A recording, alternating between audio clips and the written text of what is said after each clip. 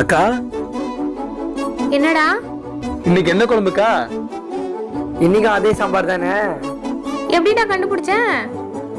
ஒரு வாரமா அதே தான் வைக்கிறேன், அதான் கரெக்டா சொல்றான். டேய் போங்கடா.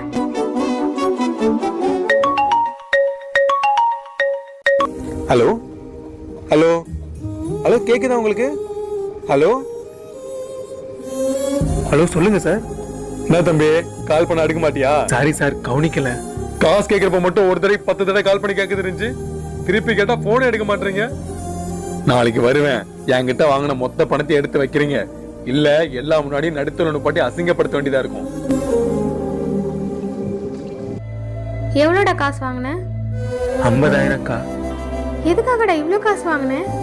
தம்பி படிப்பு செலவுக்கா அக்கா. நம்மளாலதான் படிக்க முடியல, அவனாவது நல்லா படிக்கட்டும் தான். என்னடா நீ?